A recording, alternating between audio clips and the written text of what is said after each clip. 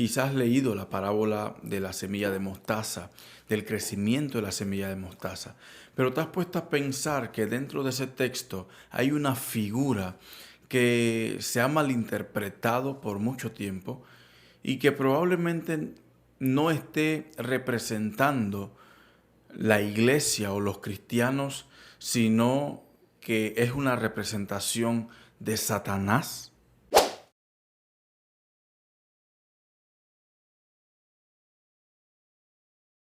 Siguiendo con la referencia del sembrado y las semillas, sigue esta parábola, una parábola que ha sido de mucha bendición y de ánimo para el mismo pueblo cristiano, pero también para el pueblo no cristiano, para muchos que no han conocido a Cristo en su corazón. Pero si entendemos ese texto, esa parábola a la luz de su contexto inmediato, probablemente no sea una parábola tan alentadora como parece o como se ha interpretado y enseñado por muchos años. Esta parábola dice de la siguiente manera, en Marcos capítulo 4, versículo 30 en adelante, decía también, ¿a qué haremos semejante el reino de Dios? ¿O con qué parábola lo compararemos? Es como el grano de mostaza que cuando se siembra en tierra es la más pequeña de todas las semillas que hay en la tierra, pero después de sembrado crece y se hace la mayor de todas las hortalizas y echa grandes ramas de tal manera que las aves del cielo pueden morar bajo su sombra. ¿Verdad que suena alentadora, suena una parábola llena de ánimo que puede reforzar probablemente nuestra fe? Pero en las parábolas anteriores a esta, que se habla de la semilla y de la siembra de esa semilla, luego sigue otra parábola donde se nos habla del crecimiento de esa semilla, cómo puede producir frutos esa semilla. Pero en esta ocasión Marcos nos deja saber por la parábola contada por Jesús mismo, no solamente el sembrado de la semilla, no solamente el fruto que puede dar dicha semilla, sino también hasta dónde puede llegar ese crecimiento, hasta dónde puede expandirse el crecimiento de esa semilla. Bien es cierto que tanto esta parábola como todos los escritos de la palabra de Dios pueden en ocasiones tener diferentes aplicaciones, pero también necesitamos recordar que todo texto, incluyendo esta parábola, tiene un solo significado, solamente tiene una interpretación. A pesar de que pueda aplicarse de muchas maneras como se ha hecho en la actualidad, es una parábola que solamente tiene una sola interpretación. Y es lo que vamos a tratar de ver a la luz de su contexto, vamos a tratar de ver en este corto video. Como decía anteriormente, esta parábola se ha interpretado o entendido y aplicado de muchas maneras, pero si tenemos que ir estrictamente a su contexto,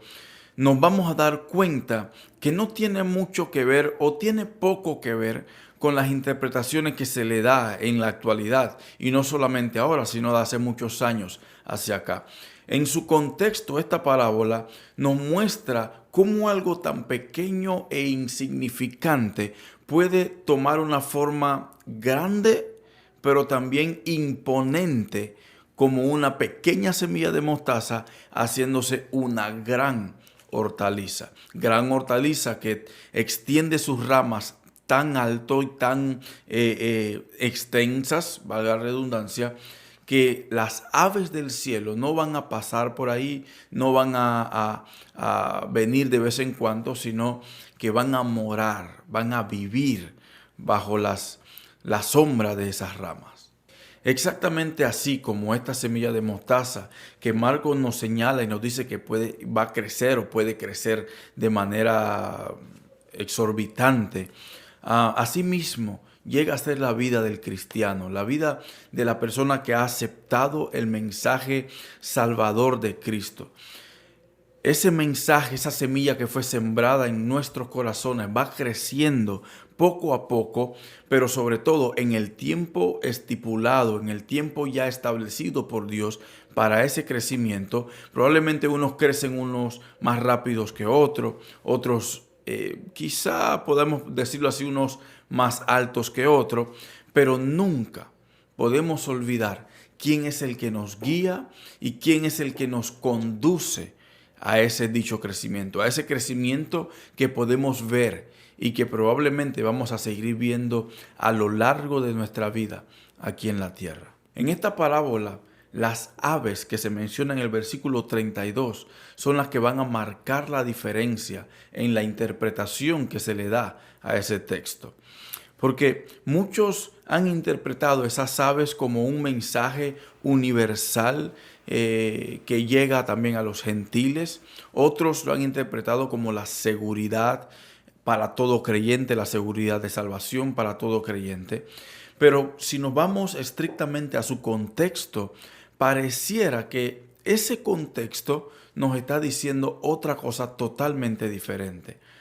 Nos está diciendo que no tiene nada que ver estas aves o no representan al cristiano o a la iglesia, sino más bien son representación o son emisarios de Satanás, emisarios que buscan molestar, perturbar, entorpecer o impedir también el crecimiento, la vida de todo creyente, pero también de la iglesia misma, sin importar lo grande o lo mucho que ha logrado crecer alguna persona o la iglesia como tal. Para ver su contexto más rápido y directo o inmediato, tendríamos que irnos ahí mismo en el capítulo 4 de Marcos, el versículo 4 y luego el versículo 15. ¿Por qué? Porque a pesar de que se está hablando pareciera de otra parábola,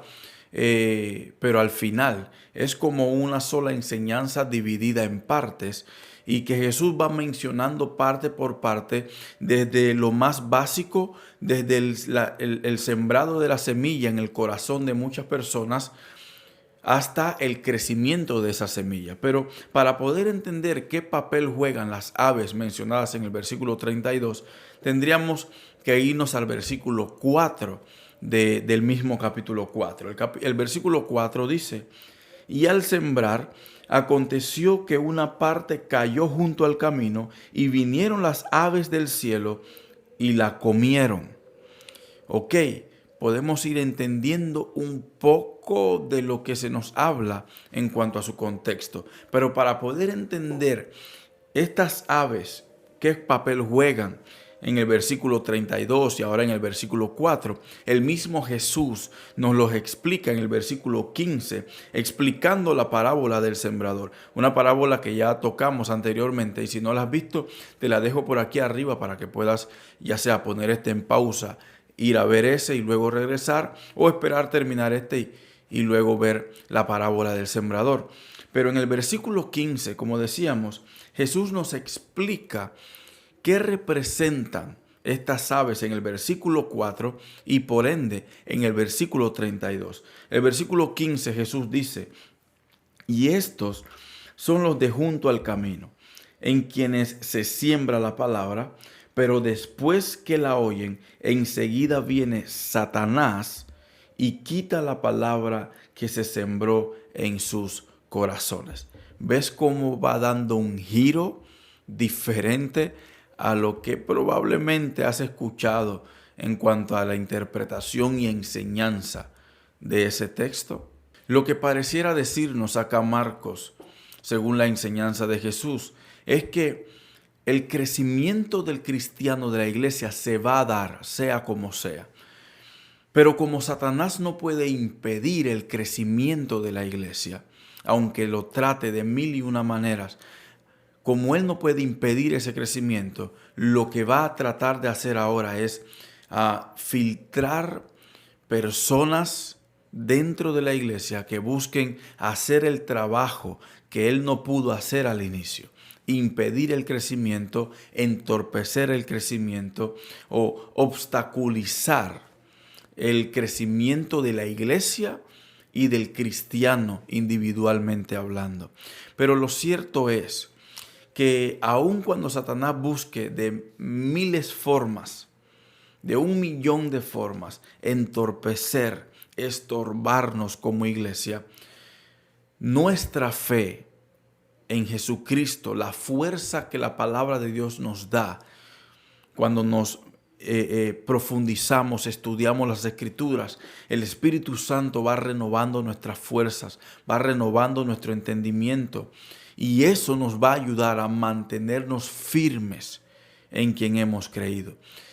Y para poder echar de un lado o echar de nuestro círculo a Satanás y a sus secuaces, solo hay una forma de hacerlo, y Pedro lo escribe en una de sus cartas. Si queremos realmente echar a Satanás de nuestro círculo más cercano, o que se vaya de nuestros alrededores, la palabra de Dios nos enseña que debemos someternos a Dios,